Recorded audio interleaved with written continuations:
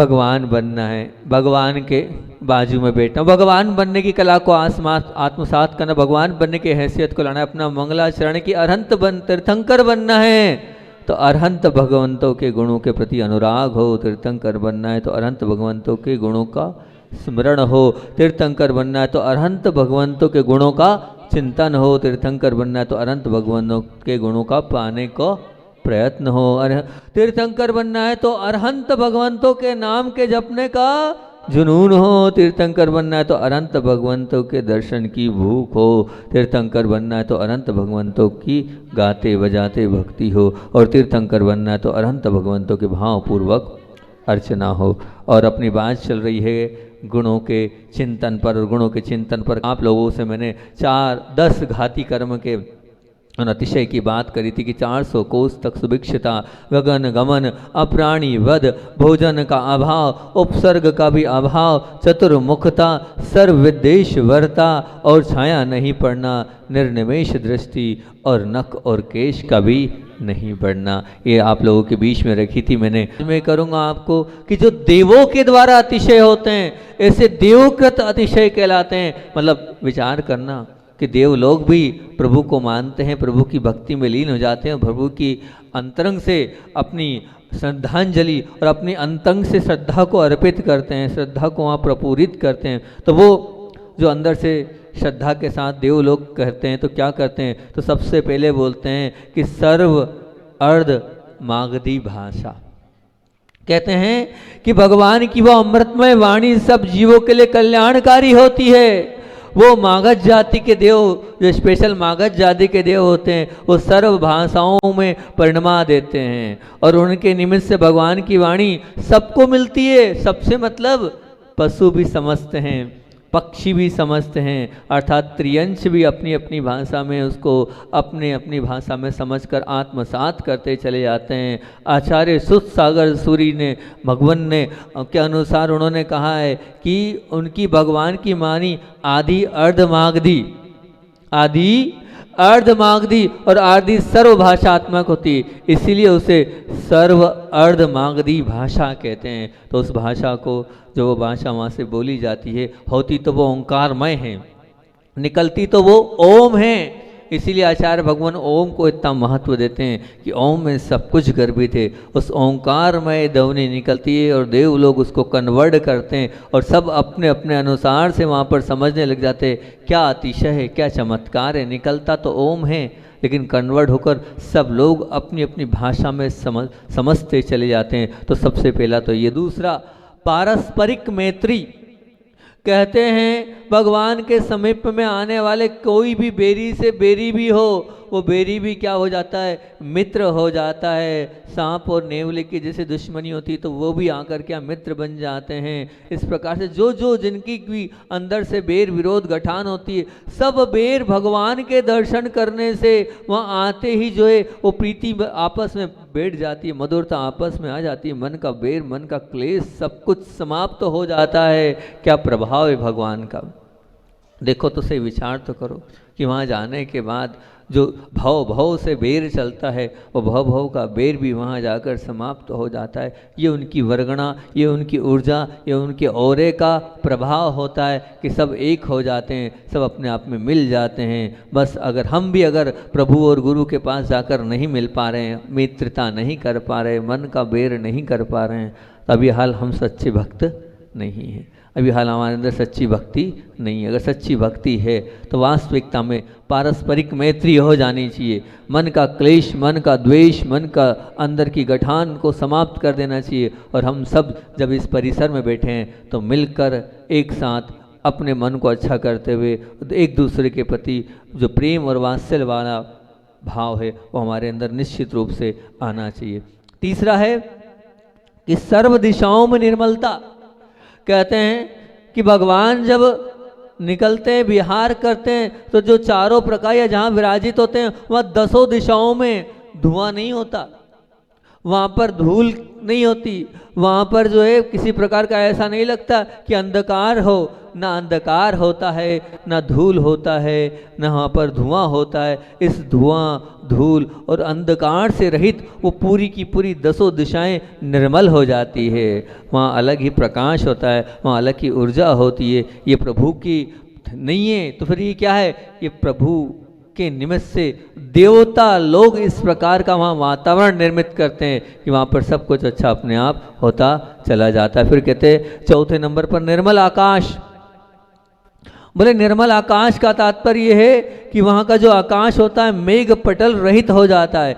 मेघ पटल रहित मतलब यहाँ की कोई जैसे अंधेरा सा छा जाता है ना, जब बादल हो जाते हैं तो अंधेरा सा छा जाता है, तो वैसा अंधेरा सा वहाँ नहीं रहता है। उन भगवान का वो अतिशय, उन भगवान के कारण देवों का वो अतिशय होता है कि देव लोग पूरे आकाश को, पूरे वायु वातावरण को एकदम स्पष्ट कर देते हैं, एकदम ऐसा बना देते हैं जैसे पूरा वो सूर्य का प्रकाश चारों ओर प्रकाशित होता रहता है। ऐसा वो निर्मल आकाश वहाँ पर बन जाता है। और फिर कहते हैं कि क्या बोलते हैं, 5वें नंबर बोला वृक्षों में सब ऋतुओं के फल फूल आ जाना। क्या बात है! जब भगवान का समोषण, जब भगवान जिस क्षेत्र में स्थित होते हैं वहाँ की पृथ्वी धन धान्य से परिपूर्ण हो जाती है। वहाँ 6 ऋतुओं के फल फूल एक साथ आ जाते हैं। आचार्य पूज्यपाद भगवान के हिसाब से तो आचार्य पूज्यपाद स्वामी ने तो वहाँ पर लिखा है कि मानो हर्ष से भगवान का वैभव करने के लिए भगवत पूरी की पूरी प्रकृति आती है और उनका दर्शन करती है और पुलकित होकर कहती है भगवान हमारा पुण्य है कि आपका दर्शन कर रहे हैं। अब तो हालांकि ऐसा बचा नहीं है, सुना है हमने कि हाँ आपको आम चाहिए तो आम अभी भी मिल जाएंगे अभी चाहिए तो ये आपका कोल्ड स्टोर वाला आ गया है, लेकिन वो कोल्ड स्टोर है ना, कोल्ड स्टोर से भी वो आम जब चाहे जब आप जो मौसम में ले सकते हो, लेकिन ध्यान रखना उसको खाना मत। उसको आचार्य श्री जी उस जो फल बेमौसम के फल खाओगे तो बेमौसम में ऊपर चले जाओगे, ऐसा आचार्य श्री जी ने कहा था। नेमावर में हम लोग जब थे तो एक पूरा का पूरा प्रवचन इसी पे किया था और आचार्य श्री ने कहा बेमौसम के फल खाओगे तो बेमौसम यानी बिना मतलब के ऊपर पहुंच जाओगे आप। नहीं, बिल्कुल नहीं, वो हानिकारक हैं, क्योंकि उसमें इस प्रकार के कहना चाहिए कि केमिकल्स रहते हैं। उन केमिकल्सों के माध्यम से शरीर पर बहुत दुष्प्रभाव पड़ता है। तो नहीं, जो जिस समय की वस्तु है वो उसी समय पर हमें खाना चाहिए, अन्य समय पर उसका सेवन नहीं करना चाहिए। जैसे ने कहा कि अगर करोगे तो एक ये जो आता है ना कि अजान फल, बोले अजान फल क्यों? बोले अजान फल क्यों इसलिए अजान फल हो गया, हम जानते तो हैं लेकिन जिस ऋतु में आता है उसी में उसको जानते हैं, अन्य ऋतु में आ रहा है तो वो हमारे लिए अजान फल ही है, तो अजान फल के ही उसमें आएगा। तो वृक्षों में सब ऋतु के फल फूल आते हैं, उन फल फूलों को बड़े ही मन में हर्ष, वो भगवान का अतिशय है, देवों ने किया है तब होता है। ये आपने जो किया है वो अतिशय नहीं है, ध्यान रखना, वो आपने जो है भौतिक क्रियाओं के माध्यम से बनाया आएगा। तो सब ऋतुओं में फल फूल वहाँ पर अपने आप आ जाते हैं। फिर कहते हैं कि वो जो पृथ्वी है दर्पणवत निर्मल पृथ्वी हो जाती है। दर्पणवत से तात्पर्य जहाँ भगवान का विहार होता है, उस भगवान के उस विहार में दर्पण की तरह स्वच्छ निर्मल और रत्नमय पृथ्वी बन जाती है। आपको झाड़ू लगाना पड़ता है, लेकिन झाड़ू देवलोग लगा देते हैं और देवलोग बड़े ही सुंदर, क्योंकि जब आपके यहाँ कोई मंत्री वगैरह आता है या कोई आता है तो आप कैसे साफ रखते हो सड़क, तो अब वहाँ कौन, वहाँ देवता लोग ऐसी साफ झक सड़क कर देते हैं, पूरा का पूरा वो जो एरिया है वो चमक जाता है। और कहते हैं कि जैसे आप लोग रंगोली बनाते हो कि महाराज जी आ रहे हैं या कोई आ रहा है, तो वो रंगोली काय की बनती है? कहते हैं रत्नों की रंगोली बनाई जाती है। विचार करना, रंगोली काय की बनती है? रत्नों की। वो देव लोग रत्नों के चूरे से रंगोली बनाते हैं, रत्नों की चमक से वो पूरी रोड चमकती है। पूरा इस प्रकार जैसे आप बंदरवार बनाते हैं, जैसे आप गेट लगाते हैं, वैसे वो लोग देव लोग पूरे गेट लगाते हैं, पूरे बंदरवार लगाते हैं, पूरा नगर, पूरा गांव, पूरा परिसर, पूरा क्षेत्र सजा देते हैं। ऐसा लगता है कि मानो वास्तविकता में वो ऐसा कोई ऐसी महान विभूति आ रही है। इस प्रकार से पूरी सजावट वो पूरे के पूरे क्षेत्र में वो करते हैं। कौन करते हैं? तो बोलते हैं वो देवता लोग करते हैं। ये सब देवता लोगों के माध्यम से हो रहा है, अपने आप नहीं हो रहा है, सब करना पड़ता है। होता है। जैसे आप लोग करते हो वैसे देवता लोग भी भगवान की भक्ति में लीन होकर इस प्रकार से करते चले जाते हैं। फिर कहते हैं कि इतना ही नहीं होता, कहते हैं मंद और सुगंधित हवा का चलना, अर्थात ऐसा तूफान नहीं चलता कि तूफान चल रहा हो आकुल व्याकुल हो रहे हो, नहीं, बोले मंद मंद, और मंद मंद के साथ क्या, ऐसा भी नहीं, सुगंधित।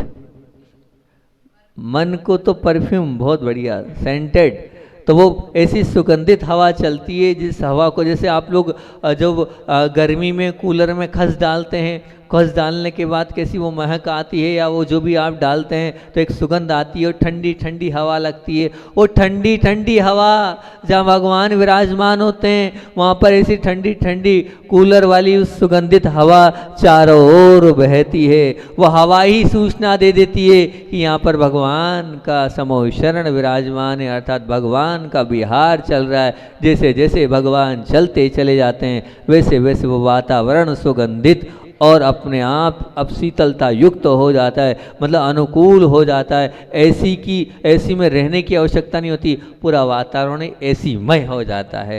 उस ऐसी मय वातावरण को बनाने का कार्य देव लोग स्वयमेव अपने आप करते हैं, उनके माध्यम से वो पूरा वातावरण होता है। तो उस वातावरण में अपने आप मन में प्रफुल्लता और मन में प्रसन्नता आने लगती है कि मन अच्छा हो जाता है। जब अनुकूलताएँ मिलती है तो मन अपने आप अच्छा हो ही जाता है, होता है ना। जब अच्छा सब कुछ मिलेगा तो अपने आप चारों तरफ देखने को भी अच्छा मिलेगा। चल रहे हैं तो बड़ी बड़ी सुगंधित हवा चल रही है, मंद मंद हवा चल रही है, ना पसीना आ रहा है, ना ठंड लग रही है, ना गर्मी लग रही है। तो अब शरीर अनुकूल है तो मन में अलग ही एक प्रसन्नता और आह्लाद आएगा ही आएगा। तो ये आह्लाद उत्पन्न कराने में वो देवता लोग अपनी पूरी वैयावृत्ति वहाँ पर कहते हैं। फिर कहते हैं कि जो भूमि है वो भूमि कंटक यानी कि कड़कता, मतलब जब आप चलोगे तो वहाँ भगवान ऐसा, मतलब देवता लोगों को ऐसा कर देते हैं कि आप चलोगे और नंगे पैर चलोगे तो भी जो वो जमीन है वो जमीन जो है आपको चुभेगी नहीं। ऐसा लगेगा फूलों पर चल रहे हो, मखमल पर चल रहे हो, गद्दे पर चल रहे हो। उस गद्दे पर चलते हुए ऐसा आपको लगने लगेगा कि क्या स्पर्श, आ हा आनंद आ रहा है चलने में। ऐसा आनंदमय वो दृश्य होता है कि चलने में भी अच्छा लगता है। वो चलने में भी पैरों में एक अलग ही प्रकार का वो स्पर्श होता है, उस स्पर्श से अलग अंदर से आनंद की अनुभूति होती है। तो इस प्रकार से वह पूरा का पूरा वो वातावरण बनता चला जाता है। और ऐसा जब आप लोग क्या करते हो, आप लोग तो क्या वो डीजे लगाते हो, डीजे लगाते हो, आओ बाबा पधारो बाबा, ऐसा डीजे लगाते हो ना आप लोग, है ना, आएंगे आएंगे आएंगे लगाते। हम सुन रहे थे उस दिन जब सरखड़ी से आ रहे थे तो जैसे ये आएंगे आएंगे आएंगे वाला था तो आप झूम जाते थे सब लोग, ठीक है ना।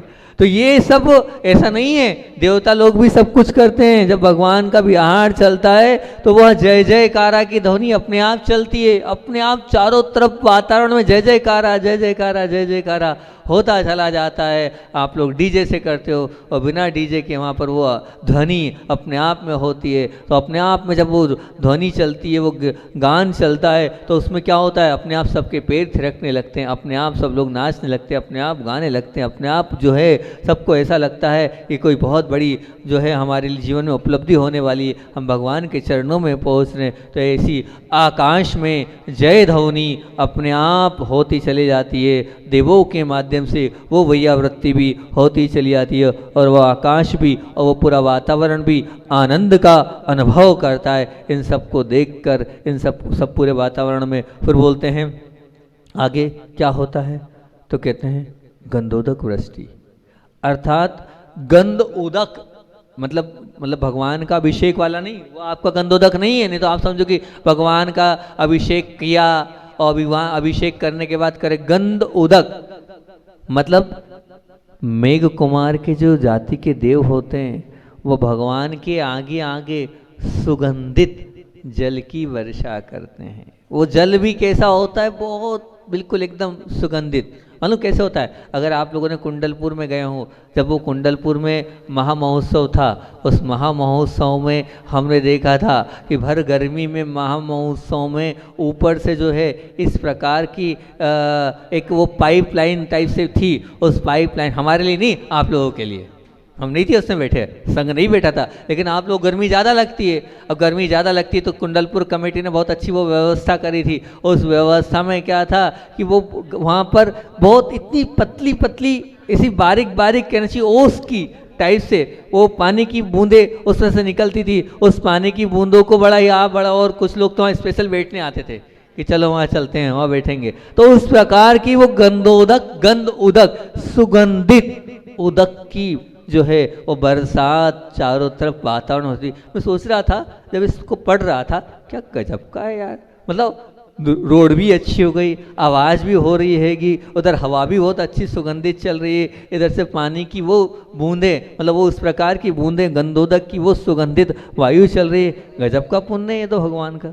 ऐसा क्या कर लेते हैं, ऐसा भगवान क्या करते हैं कि इतना सारा इस प्रकार से वैभव उनके साथ चलता चला जाता है। वैभव तभी चलेगा जब आप इस प्रकार का वैभव कर पाओगे, जब इस प्रकार से आप साधु, मैंने सोचा क्या होता होगा, तो निश्चित उन लोगों ने इस प्रकार से साधुओं की अनुकूलता पूर्व भाव में वैयावर्ती करी होगी, पूर्व भाव में साधुओं के साथ सेवा में जुड़े होंगे और उन्होंने भी पद विहार कराया होगा, तभी तो देवता लोग उनका विहार करने के लिए ऐसा कर रहे हैं। पहले पूर्व भाव में कोई साधु अगधी नगर में प्रवेश किया होगा, खूब रंगोली बनाई होगी, जब आए होंगे तो खूब मुंह से जय जयकारा बोला होगा, खूब वहाँ पर अपने नृत्य गान के माध्यम से खूब अपने आप का पुण्य बढ़ाया होगा, तब तो कहीं जाकर देवता लोग करते हैं। क्योंकि टिट फॉर ट्रेट, जो बोया है वही मिलेगा, कुछ ऐसा बोया होगा तभी तो मिलेगा। तो अभी भी अगर आप करते हो तो निश्चित रूप से आपका भी होगा, आपका भी निश्चित होगा। अगर आप इस प्रकार से करते हो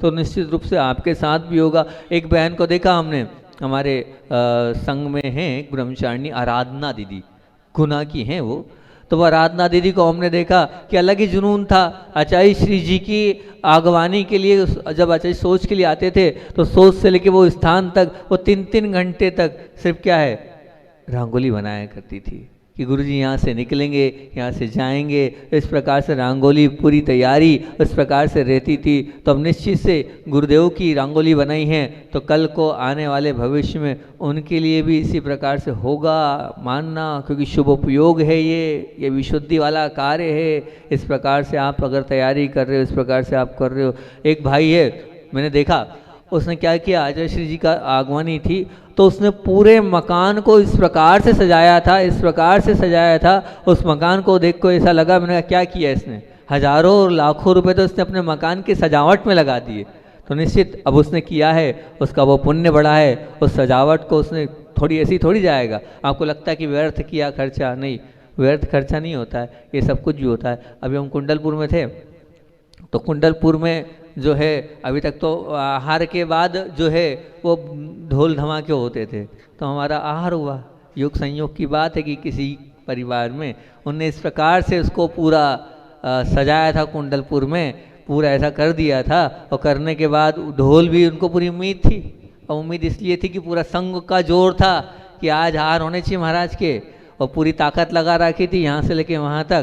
तो ठीक है, उन्हें भी पूरे ढोल धमाके पूरी तरीके से बुला के रखे थे कि महाराज जी आएंगे तो ढोल होंगे। इधर पड़गान हुआ,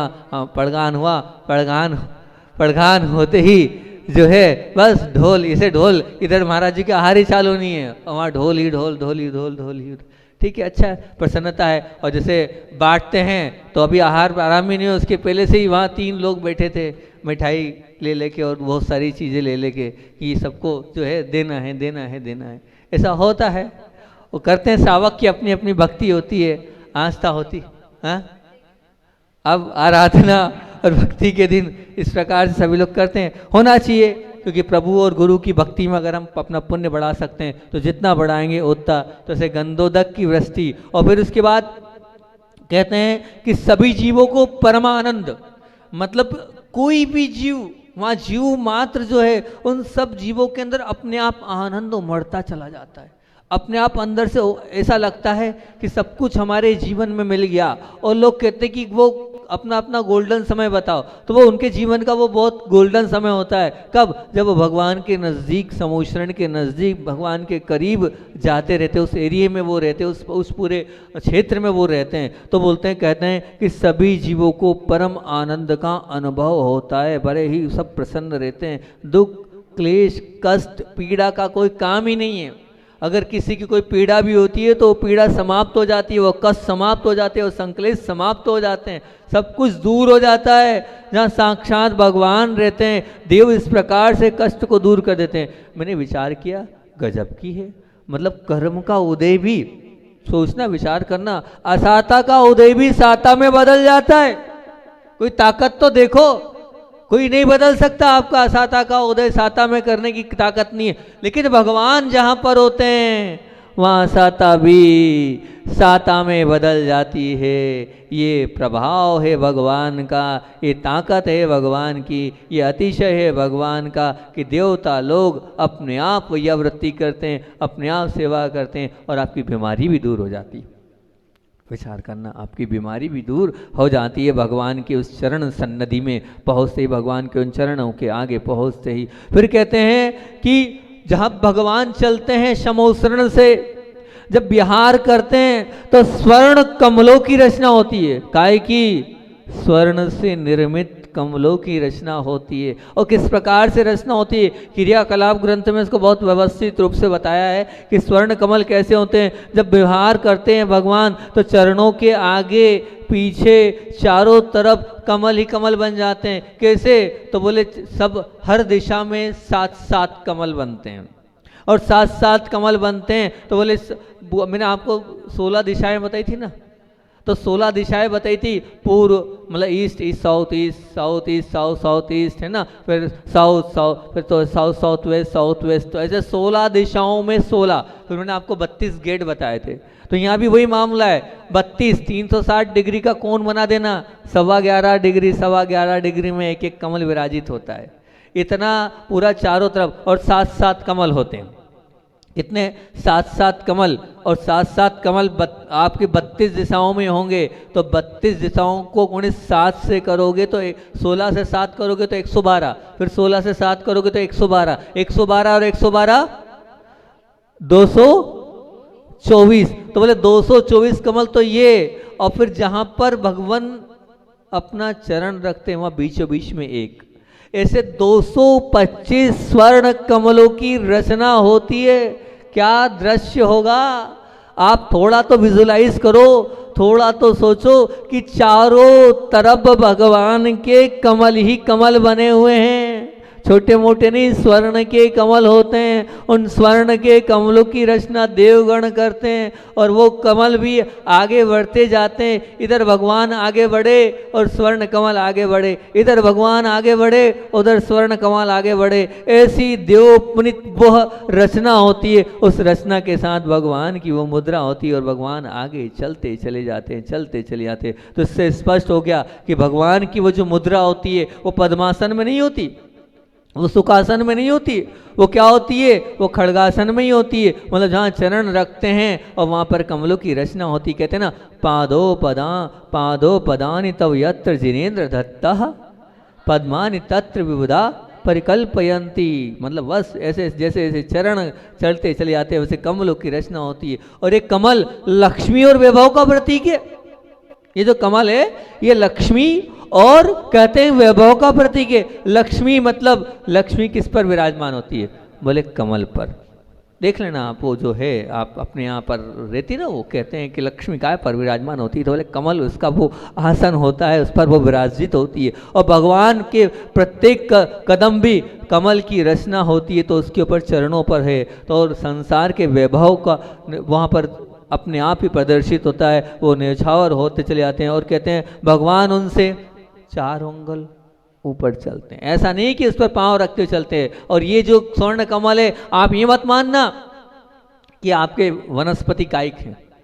वनस्पति कायिक नहीं, स्वर्ण कमल मतलब सोने के बने हुए कमल पृथ्वी कायिक हैं। पृथ्वी का एक स्वर्ण कमल है, ये मान के जब स्वर्ण है, तो अब वो स्वर्ण के कमल हैं, अब उसके ऊपर भी कितने, बोले 4 अंगुल ऊपर चलते हैं। तो इसका मतलब क्या हो गया, ये उनकी मतलब संसार के प्रति क्या हुआ, निर्मोहता की दृष्टि बता रही है कि भगवान चल तो रहे लेकिन चलते हुए 4 अंगुल ऊपर पद विहार करते हुए वो प्रभु चल रहे हैं। ये अपने आप उनके वैराग्य को झलका रहा है, वो अपने आप अंदर से जो है बता रहा है कि इनको संसार से कोई लेना देना नहीं है, लेना देना।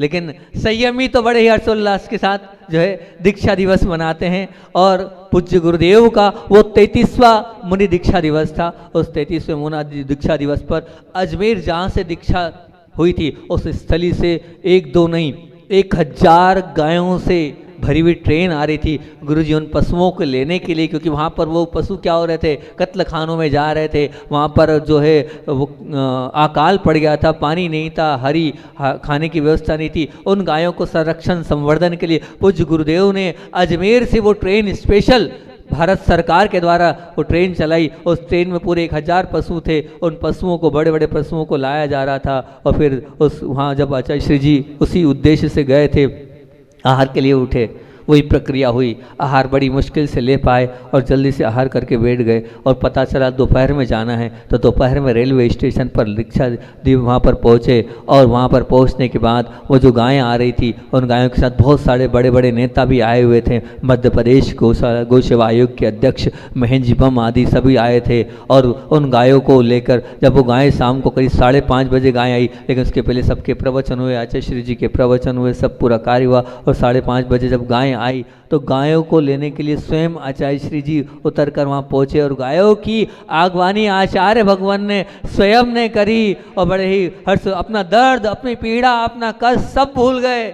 उनके चेहरे की प्रसन्नता दिख रही थी कि गुरुदेव कितने प्रसन्न हैं। इन गायों को देखकर अंदर से हर्ष उनके अंदर ही था। और वह जब गाय नीचे उतरी तो आचार्य श्री को बड़े बस उनके आंखों से ऐसे आंसू से आ गए, देखो मैंने इतनी सारी गायों को बचा लिया। कैसे बड़े बड़े पशु हैं, कैसे हष्ट पुष्ट पशु हैं, सब कत्ल खाने जा रहे थे, सब मरने, क्योंकि कोई वहाँ पर छोड़ दिया तेरक लगा लगा के कि जाओ जिसको पालना है पालो, हमारे बस का नहीं है, हम नहीं पाल पोस सकते, हम कुछ नहीं कर सकते। बड़े आचार्य श्री जी अपनी वेदना पीड़ा सब भूल गए। उन गायों को संरक्षण संवर्धन देने के लिए आगे गुरुजी ने और फिर प्रवचन किए। और प्रवचन के बाद देखो जब कुछ अच्छा होता है तो कुछ तो अच्छा होता है। जिससे गुरुदेव के फिर प्रवचन प्रारंभ हुए और पूरे पांडाल में पुनः पानी की बूंदे, गर्मी चल रही थी और पानी की बूंदे वहाँ पर आने लगी। आचार्य ने कहा देखो देवता लोग भी इस कार्य से प्रसन्न है, वो अपना समर्थन दे रहे हैं। और फिर आचार्य श्री जी वहाँ से पूरा कार्य करते हुए जब आए, इतने थक चुके थे, तकलीफ बहुत हो रही थी। और जब आचार्य श्री से